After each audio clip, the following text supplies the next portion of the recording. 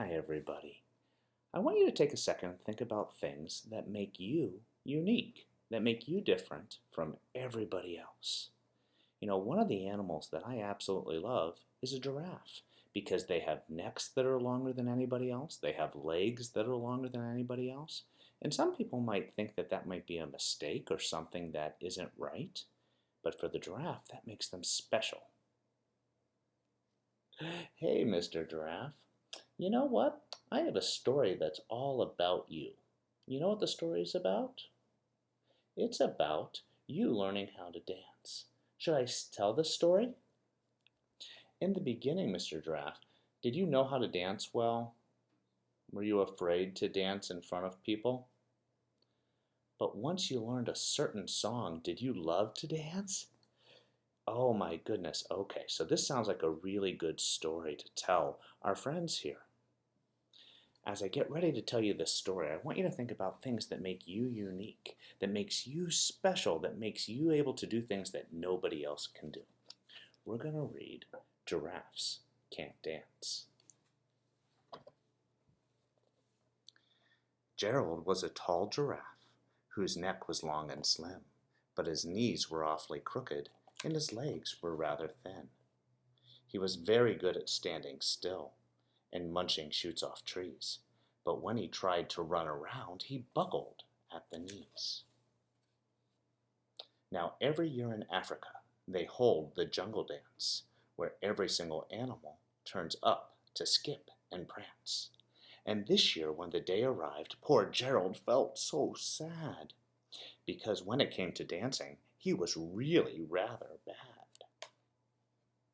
The warthogs started waltzing, and the rhinos rock and rolled. The lions danced a tango that was elegant and bold.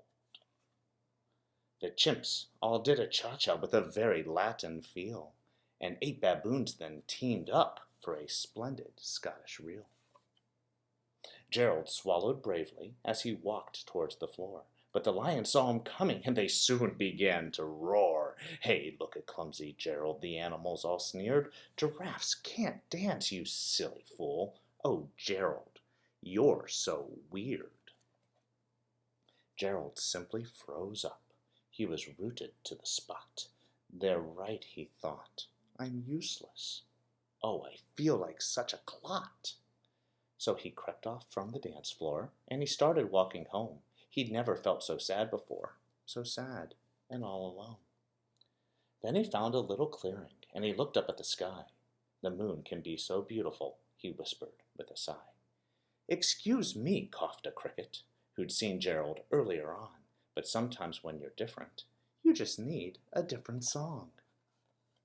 Listen to the swaying grass and listen to the trees. To me, the sweetest music is those branches in the breeze." So imagine that the lovely moon is playing just for you. Everything makes music if you really want it to. With that, the cricket smiled and picked up his violin. Then Gerald felt his body do the most amazing thing. His hooves started shuffling, making circles on the ground. His neck was gently swaying, and his tail was swishing round. He threw his legs out sideways, and he swung them everywhere.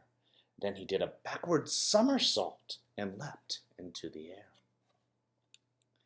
Gerald felt so wonderful, his mouth was open wide. "I am dancing, yes, I'm dancing, I am dancing," Gerald cried. Then, one by one, each animal who'd been there at the dance arrived while Gerald boogied on and watched him, quite entranced. They shouted, "It's a miracle! We must be in a dream.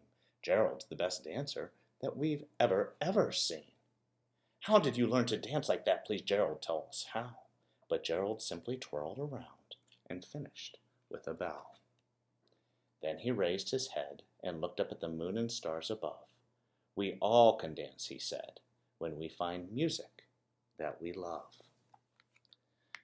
So, I want you to think about what music you love and what music makes you want to dance. And then I want you to figure out what makes you unique so that you can dance, dance,